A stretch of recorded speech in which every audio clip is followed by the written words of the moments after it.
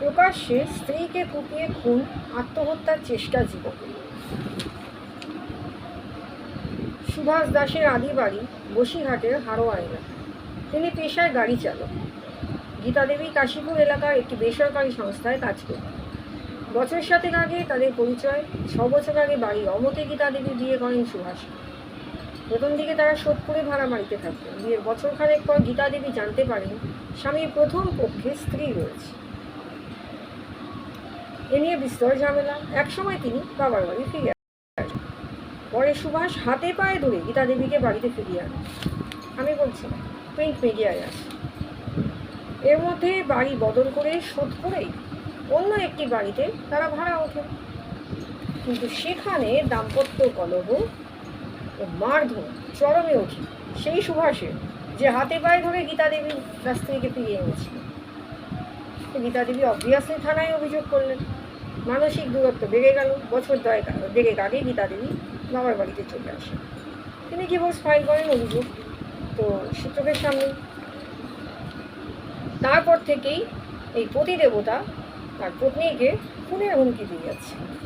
এবং সকাল 9টা নাগাদ একদিন গীতাদেবী সাইকেলে চড়ে সোদপুর স্টেশনে 4 নম্বর প্ল্যাটফর্ম লাগোয়া ফিউচার গেটে আসেন এবং সেখানে স্ট্যান্ডে সাইকেল রেখে স্টেশনে যাচ্ছিলেন।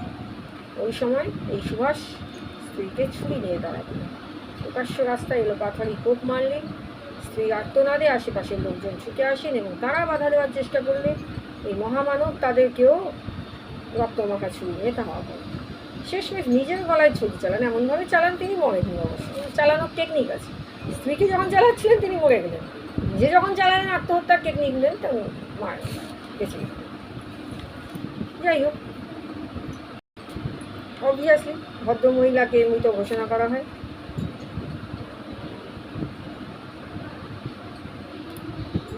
গীতাদেবীর পারিবারিক বন্ধু কাঞ্চন বসু বলেন, বাড়ি অমতে গীতাদেবী বিয়ে করেছে, খুব অত্যাচার করতো। সুভাষ বারবার বলতো গীতাকে খুন করে আত্মঘাতী হয়।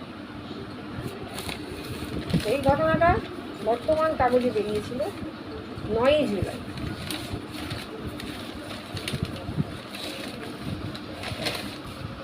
একটা শব্দ বানিয়ে বলল। আচ্ছা, সম্প্রতি বারুইপুরে একটি অস্বাভাবিক খুকির মৃত্যু হয়েছে। অস্বাভাবিকভাবে, খারাপভাবে দেখলাম। কিছু মিসোজিনিস্ট চলে এলো খুকিকে যারা মেরেছে তাদেরকে সমর্থন করে। তাদের বক্তব্য অনুযায়ী যাদের গ্রেপ্তার করা হয়েছে তাদের যেন ন্যায় বিচার হয়। মানে একবারও তারা বলছে না যে খুকিটাকে 35 বার স্ট্যাপ করে মারা হয়েছে। সেটা যখন আমি বললাম একজনকে, সে তার বক্তব্য অনুযায়ী বললো, আপনি খবরটা পেলেন তো? অবভিয়াসলি খবরের কাগজে নাকি সঠিক খবর ছাপা হয়। মানে আমাদেরকে এখন অকুস্থলে গিয়ে দেখলে এবং তখন এসে বললে তবে মিসোজিনিস্টরা বিশ্বাস করবে। তার আগে পর্যন্ত মহিলাদের উপর যা যা অত্যাচার উপর তাদের মতে যারা করেছে তারা নির্দোষ, তাদেরকে ফাঁসানো হয়েছে, কার্ড খেলেছে। মানে এই গীতা দেবী যে ভদ্র মহিলা, যাকে মিথ্যা কথা বলে সুভাষ বলে একটি ফালতু লোক বিয়ে করেছে, নিজের প্রথম স্ত্রী জানার পরে স্ত্রী ছেড়ে গেল তাকে, তারপরেও তাকে নিজের গরজে হাতে পায়ে ধরে বাড়ি এনে তারপর তাকে মারধর করতে স্ত্রী ছেড়ে গেল, ডিভোর্স ফাইল করলো। তখন তাকে তার ইগোতে লেগেছে বলে অনলি ফর মেল ইগো মহিলাকে খুন করলো প্রকাশ্য রাস্তায়। এত ডেয়ার ডেভিল! মানে কোন পর্যায়ে মেল ইগো গেলে মেসোজিনিস্ট, কোন পর্যায়ে মেসোজিনিস্টকে মানে কীরকম নারীদের ঘৃণা করে, এরকম একটি কৃত্য করবে। তার কোনো দোষ না তাদের কাছে। এবং এই ক্ষেত্রেও কিছু মানে মহা বক্তব্য, ভিকটিম কার্ড খেলেছে। ভিকটিম কার্ড খেলে মরে গেল, খামাখা ভালো লোকটাকে ফাঁসিয়ে দিয়ে গেল। কী দরকার ছিল মরার? বেঁচে দিয়ে যেতে পারতো। This is victim card. ওই খুকিকে আবার ওই ভিকটিম কার্ড খেলেছে। খেলে দেখো কতগুলো লোক ধরা পড়েছে। মেসোজিনিস্টদের বক্তব্য, এতগুলো লোক ধরা পড়লো। কেন ধরা পড়লো? সবাইকে ছেড়ে যাওয়া উচিত সরকারের। আরে ও নিজে জেনে বুঝে আজে বাজে জায়গা দিয়ে গেলে লোকগুলো কী দোষ? মেসোজিনিস্টদের বক্তব্য, কোনো ন্যায় বিচার যেন পায় তারা। খুকিটা না, যারা ধরা পড়েছে তারা। কোন পর্যায়ে গেছে বুঝতে পারছেন? এরকম খবর প্রাত্যহিক পেপারে প্রায় দিন দেখা যায়। আরেকটা খবর দেখলাম সোশ্যালে, সেখানে দেখলাম যে একজন স্ত্রীকে 6 মাসের অন্তঃসত্ত্বা তার স্বামী নাকি মেরে ফেলেছে, লাথি মেরে, ভয়ানক ব্যাপার। তো সেখানে কোনো চর্চা নেই। ও এখন ইদানিং সোশ্যাল মিডিয়ায় একটা জিনিস খুব চলছে, কি বলুন তো, এস নামের যেসব মেয়েরা, তাদের থেকে ভয় থাকে। কারণ যেসব মেয়েরা ওই স্বামী হত্যা করে ধরা পড়েছে, শিয়া, সোনাল, তো সবই নাকি এস দিয়ে।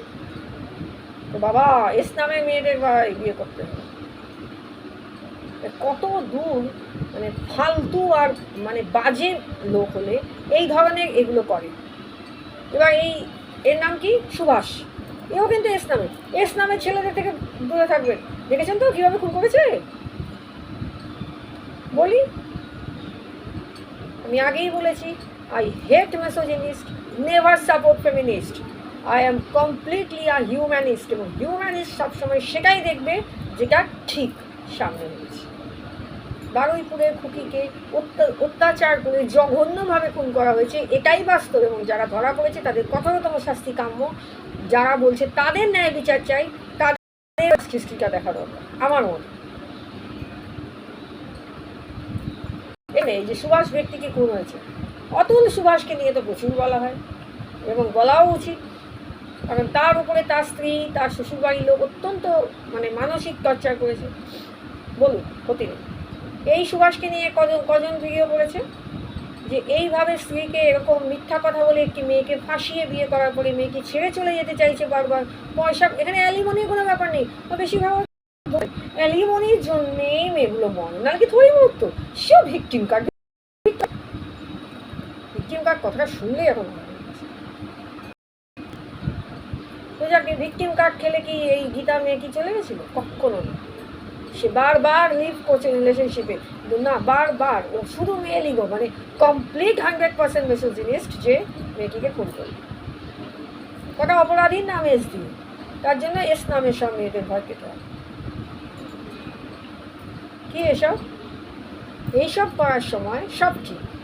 মানে 370 বিরিয়ানি তো প্রচুর লোক সাপোর্টার। ভাই, তুই দেখিয়ে দিয়েছিস মেয়েদেরকে কী করে, মেয়েদের মানে মূল্য দেখিয়ে দিয়েছিস, পিকচা করেছিস সবাই। বাবা, অবাক লাগছে।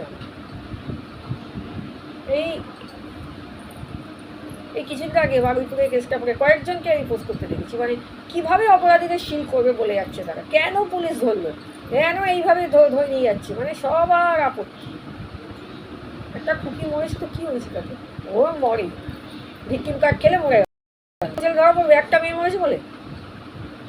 কথাটা এইটা খুব ক্লিয়ারলি বললাম, ওরা একটু কোটিং দিয়ে বলছে। এবার আপনার মত বলুন। এদের এক গাদা বারুইপুর হতে পারে, এক গাদা এই গীতা মেয়ে কি হতে পারে। এস নাম দিয়ে ভয় পায়, এস তো মা সীতাও। তাহলে বলবার আগে না ভাবনা চিন্তা করে কথা বলবে না। লাফিয়ে লাফিয়ে অপরাধীদের সমর্থন করার আগে একবার ভেবে নেন, এই দাঁড়াবে না। কোন অধিকার আছে একটা চিটিংবাজের মিথ্যা কথা বলে বিয়ে করে আবার সেই স্ত্রীকে ওপেনলি স্ক্যাপ করছে? কি কোনো কারণে ও স্রেফ মেয়ে লিগো হাত হয়েছে। মনে হয় আপনাদের যে পরেও এইসব পুরুষ সমর্থনের যোগ্য? কোনোভাবেই না, অন্তত আমার মনে হয়। আমার কথা যদি আপনাদের ভুল মনে হয় তো সেটা জানাবেন।